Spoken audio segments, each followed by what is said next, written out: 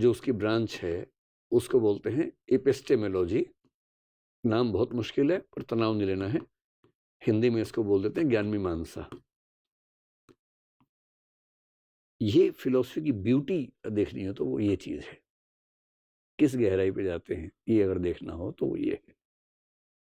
और बाकी तो दो प्यारी प्यारी ब्रांचेस हैं, उनमें उतनी दिक्कत नहीं है। यहाँ थोड़ा सा टेंशन का मामला रहता है। एपिस्टेमोलॉजी, एपिस्टे जो शब्द है इसका मतलब है, एपिस्टेमो का मतलब है ज्ञान, लोगस का मतलब होता है जानने का पूरा प्रोसेस। जैसे हम ज्ञान प्राप्त करेंगे ब्रह्मांड का, वो तो बात की बात है। पहले ये तो चेक कर ले कि ज्ञान प्राप्त करने का प्रोसेस ठीक है कि नहीं है। तो ज्ञान प्राप्त करने के प्रोसेस को लेकर क्या क्या प्रश्न हो सकते हैं, दुविधाएं हो सकती हैं, उनकी स्टडी को बोलते हैं ज्ञान मीमांसा या एपिस्टेमोलॉजी। मैं एक सिंपल बात करता हूं। जैसे कोई आपसे कहे कि तुम्हें पता है कल मैंने एक आदमी को उड़ते हुए देखा। अब ये क्या बकवास कर रहे हो यार, ऐसे नहीं मानेंगे हम, ये ज्ञान मीमांसा चल रही है, आपको पता नहीं है, यही ज्ञान मीमांसा है। आपने कहा ऐसे नहीं मानेंगे, इसका मतलब आप प्रमाण मांग रहे हैं। ज्ञान मीमांसा में एक प्रश्न है प्रमाण, प्रूफ क्या है, एविडेंस क्या है। कहेगा मैंने अपनी आंख से देखा है। अब कहें नहीं यार नहीं, जब तक मैं नहीं देखूंगा नहीं मानूंगा। इसका सरल सा मतलब है कि आप केवल प्रत्यक्ष को प्रमाण मानते हैं, शब्द को प्रमाण नहीं मानते। शब्द का मतलब किसी दूसरे व्यक्ति कथन को प्रमाण नहीं मानते हैं, खुद देखेंगे तो ही मानेंगे। तो उसने कहा ठीक है कल तुम भी चलना, कल भी शो है। नेक्स्ट जगह आपने सच में देखा आदमी उड़ता हुआ। अब आप परेशान है। आपने कहा नहीं कुछ तो ट्रिक है इसके पीछे। कभी कभी आप खोज खोज के ट्रिक निकाल लेंगे, कभी कभी ट्रिक नहीं खोज पाएंगे। अब कुछ लोग कहते हैं कि मैं वही मानूंगा जो मुझे परसीव होता है, प्रत्यक्ष होता है। लेकिन खतरा तो उसमें भी है, गलतफहमी हो सकती है। एक शब्द होता है इल्यूजन, एक होता है हेलुसिनेशन। इल्यूजन भ्रम होता है कि एक्स के बदले वाई समझ लिया। ऐसा कई बार होता होगा आपके साथ। दो जुड़वा भाई जुड़वा बहनें, उनमें से एक से आपका इश्क चल रहा हो, ये बड़ा खतरा होता है कि आप उसके दूसरे भाई या बहन के पास जाके ऐसी ऐसी बातें बोल दें कि ऐसा सोचा जा सकता है ना कि ऐसा हो जाए, क्योंकि परसेप्चुअल एरर हो गई ना, भ्रम हो गया। आपको लगा कि एक्स है जबकि था भाई। और ये केवल ऐसा थोड़ा ना, ये एनिमल्स में भी हो सकता है, किसी को भी हो सकता है। और हेलुसिनेशन कब होता है? जब आप हाईली इमोटिव स्टेट में हो, बहुत इमोशनल है, या कुछ रसायन का सेवन किया हुआ है। रसायन समझते हैं, केमिकल, कुछ केमिकल का सेवन किया हुआ है, तो आपके दिमाग में कुछ ऐसी क्षमताएं आ जाती है जो वैसे नहीं होती हैं।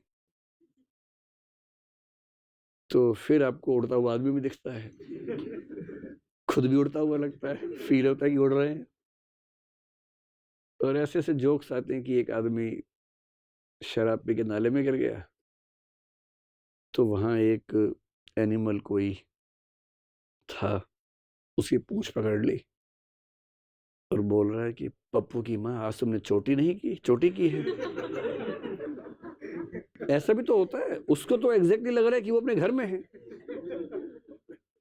लेकिन वो है तो दूसरे के घर में, कीचड़ में है, जिनका घर वो है वहां वो है। तो अगर हम मान लें कि प्रत्यक्ष को ही प्रमाण मानेंगे, प्रत्यक्ष में भी तो धोखा हो सकता है। और एक बहुत इंटरेस्टिंग तरीके से बात को देखिए, जैसे मान लीजिए जैसे मेरे हाथ में काला पेन है कि नहीं है? जादू नहीं हो रहा है, फिलोसफी क्लास है ना? हाँ तो है, तो है। अब ये कैसे पता लगा आपको?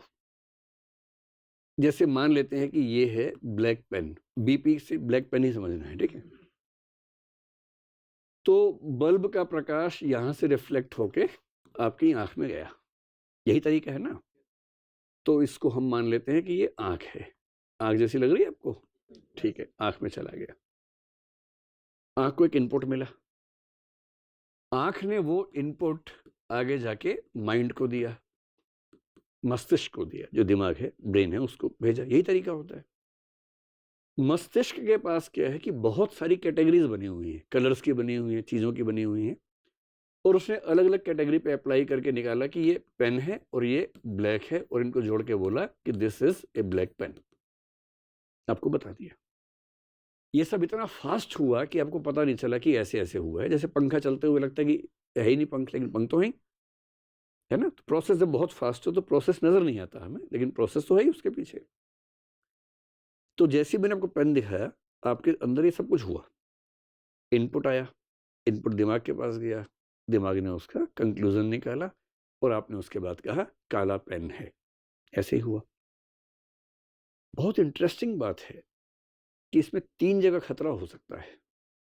पहला, हो सकता है कि ये प्रकाश की किरण एग्जैक्टली वो इंफॉर्मेशन लेके न गई हो जो बाहर थी। आपको केवल बताना है कि ऐसा, मैं ये नहीं कह रहा कि ऐसा होता है, मैं कहना चाह रहा हूं कि ऐसा हो सकता है। आपको ये बताना है कि ऐसा हो सकता है या नहीं हो सकता है। हो सकता है कि प्रकाश की किरण ने उसमें अपनी तरफ से कुछ जोड़ दिया हो या घटा दिया हो, डिस्टॉर्शन कर दिया हो सकता है। फिर ये भी हो सकता है कि आंख ने जो इनपुट लिया और जो आउटपुट भेजा, उसमें आंख ने कुछ चेंज कर दिया हो। हमारी सेंसेस एग्जैक्टली वही आगे भेजेंगी जो उनको मिला था। कैसे मान लें? वरना भ्रम क्यों होते, वरना इल्यूशंस क्यों होते? तीसरा ये भी हो सकता है कि माइंड जो है, माइंड के पास जो कैटेगरीज पहले से बनी हुई है, उन कैटेगरीज में कुछ लोचा हो, कुछ गड़बड़ हो, वहां कोई एरर हो जाए निष्कर्ष निकालने में। इसीलिए एक छोटी सी गाय देख के कई बार लगता है कि बहुत मोटा कुत्ता आ रहा है, बहुत मोटा कुत्ता देख के दूर से लगता है छोटी सी गाय आ रही है, भैंस आ रही है। ऐसा कुछ हो सकता है, ऐसा होता ही है हमारे साथ। कोई मोटा सा गधा हो, मान लीजिए, दूर से आ रहा हो, तो आप तो बर्तन ले लेंगे हाथ में कि गाय है तो दूध लेके आऊंगा। ऐसा हो सकता है, क्योंकि भ्रम इसीलिए तो होता है ना कि या तो यहां गड़बड़ हुई, या यहां हुई, या यहां हुई। अगर इस बात को मान ले तो इसका मतलब ये हुआ कि आप जो कुछ भी देखते हैं उसमें कोई गारंटी नहीं है कि वो सही ही हो। तो फिर कैसे मान लें कि आपने जो ज्ञान प्राप्त किया वो सही है? और फिलोसफी तो इस लेवल पर जाके बात करता है, साइंस उस लेवल पर बात नहीं करता। साइंस का एक सिस्टम बना हुआ है, फिलोसफी उस सिस्टम के भी पीछे चला जाता है। यह साइंस पूरा इस बात पर टिका है कि दुनिया में कार्य कारण नियम काम करता है, कॉजेशन प्रिंसिपल काम करता है। हर कार्य का एक कारण होता है। ये प्रिंसिपल साइंस के लिए एक्सियोम है। एक्सियोम का मतलब एक मूलभूत निष्कर्ष है जिस पे कोई सवाल नहीं खड़ा किया जा सकता। फिलोसफी इस पे भी सवाल खड़ा करता है कि कैसे मान लें कि कार्य कारण नियम एग्जिस्ट करता ही करता है। और इस पर तो कुछ लोगों ने इतने, मतलब भारत में न्याय दर्शन ने इस पर खूब काम किया, कई दर्शनों ने काम किया, बौद्ध ने बहुत काम किया, पश्चिम में ह्यूम नाम के दार्शनिक ने सवाल खड़ा कर दिया इस पर। उसने कहा हर कार्य के पीछे कारण होता है, ये सिर्फ एक इंडक्टिव आर्गुमेंट है जिसकी लेजिटिमेसी इतनी ही है जैसे आपने 100 कबूतर देखे काले से, आपने कहा कबूतर काला होता है। जिस दिन एक सफेद देखेगा सब बर्बाद हो जाएगा। इतनी ही लेजिटिमेसी है कारणता नियम के भी।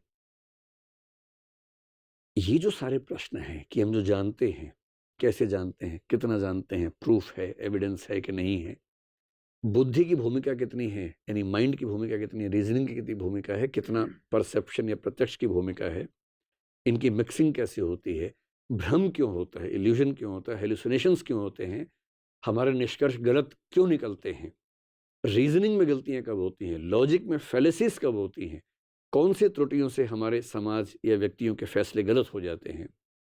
इस पूरी ब्रांच ऑफ नॉलेज को बोलते हैं एपिस्टेमोलॉजी। इस पर हम बहुत बात नहीं करेंगे क्योंकि एकेडमिक ज़्यादा है, आम आदमी की रुचियों वाला मामला इसमें थोड़ा सा कम है। इसके बाद एक छोटी सी बात और है, उसके बाद आप आज तो फ्री हो जाएंगे, अगली बार जब गिरफ्तारी होगी। तो एक हो गया मेटाफिजिक्स, एक हो गया एपिस्टेमोलॉजी।